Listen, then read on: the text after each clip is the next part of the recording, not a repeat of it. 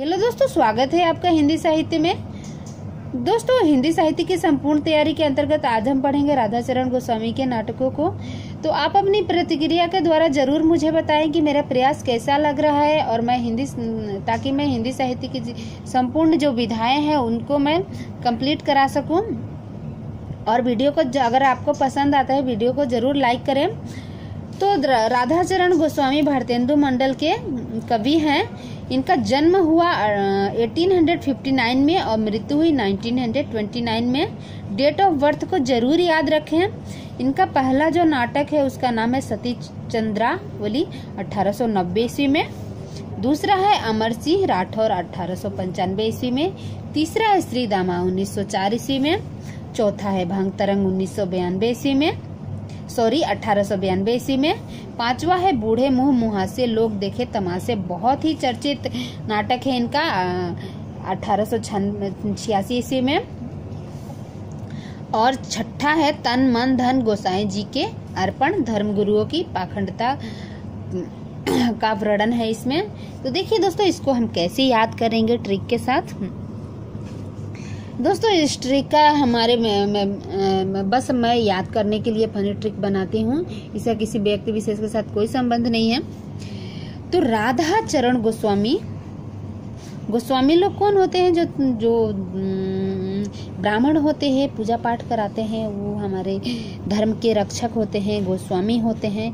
तो क्या होता है दोस्तों, सती चंद्रावली, सती जो है सती प्रथा जो है, मान लीजिए हम भारतेंदु युग में चले गए तो उस समय तो सती प्रथा उस समय तक प्रचलित थी।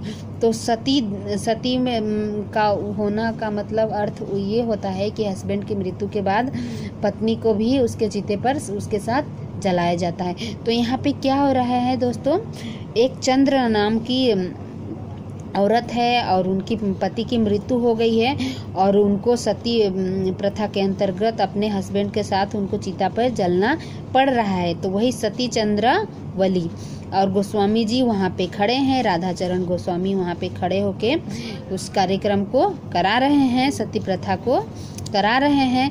तो कितने लोग उसमें से अपोज कर रहे हैं। सती चंद्रावली का जो सती दाह की जो प्रक्रिया है उसको करवा रहे हैं गोस्वामी जी, क्योंकि वो तो ब्राह्मण है।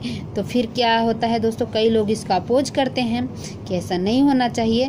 तो गोस्वामी जी क्या कहते हैं, अमर सिंह राठौर, ये जो सती है ना, चंद्रावली है ना, ये अमर हो जाएगी, अपने पति के चिता पर जलकर ये अमर हो जाएगी, अमर हो जाएगी, क्योंकि अपने पति के चिता पर ये जलेगी। और पति के पहले के जमाने के लोग की धारणा थी कि जब तक पति रहे तभी तक जिंदा रहना है, उसके बाद हमें स्त्रियों को मृत्यु का वरण कर लेना चाहिए। फिर क्या होता है दोस्तों, लेकिन उनके पति की मृत्यु कैसे हुई रहती है? श्री दामा, उनके पति की मृत्यु कैसे हुई रहती है? दामा एक रोग है, एक डिजीज है, बीमारी है।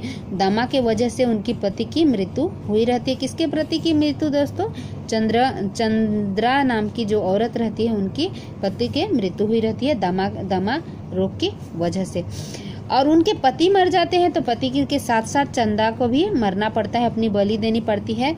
और चंद्रा जो है उसके जीवन में भंग तरंग हो जाता है, रंग में भंग हो जाता है, भंग तरंग हो जाता है, उसकी जिंदगी भी डिस्ट्रॉय हो जाती है। उसके पति के दमा रोग के मृत्यु हो जाने की वजह से चंद्रा को भी अपने पति के साथ अपना जिंदगी का बलि देना पड़ता है, सती प्रथा को मानना पड़ता है, और उनके जिंदगी में भी भंग तरंग हो जाते हैं। फिर क्या होता है दोस्तों, बूढ़े मुंह मुहासे। तो कोई बोलते हैं नहीं, इनका दमा के वजह से चंद्रा की पति की मृत्यु नहीं हुई रहती है, ये बूढ़े हो गए थे और बूढ़े होने की वजह से इनके मुंह में जो मुहासे हो गए थे, मुहासे की वजह से इनकी मृत्यु हुई। किसकी मृत्यु दोस्तों? चंद्रा के पति की। इनके बूढ़े मुंह मुहासे हो गए थे, इसकी वजह से इनकी मृत्यु हो गई थी। और फिर क्या होता है दोस्तों, लेकिन जो भी हो, चंद्रा तो अपना जिंदगी, अपना सर्वस्व, अपने तन मन धन अपने सब सती प्रथा के अंतर्गत अपने आप को अपने पति के साथ ही अर्पण कर दिया। तन मन धन गोसाई जी के अर्पण। तन मन धन जो कुछ भी रहता है चंद्रा के पास वो सती प्रथा के अंतर्गत दाह में खत्म हो जाता है और वो अपने पति को अर्पण कर देती है। तो दोस्तों ये हुआ राधा चरण गोस्वामी के सारे नाटकों को याद करने का ट्रिक। आशा है मेरी वीडियो आपको पसंद आई होगी और मेरा दावा है दोस्तों हिंदी साहित्य की प्रत्येक रचनाएं आपको जुबान पर होगी। आप हिंदी साहित्य जो हमारा चैनल है इसको सब्सक्राइब कीजिए और अधिक से अधिक लोगों तक इसको भेजिए ताकि दूसरों को भी इसका लाभ मिल सके। थैंक यू दोस्तों मेरी वीडियो को देखने के लिए।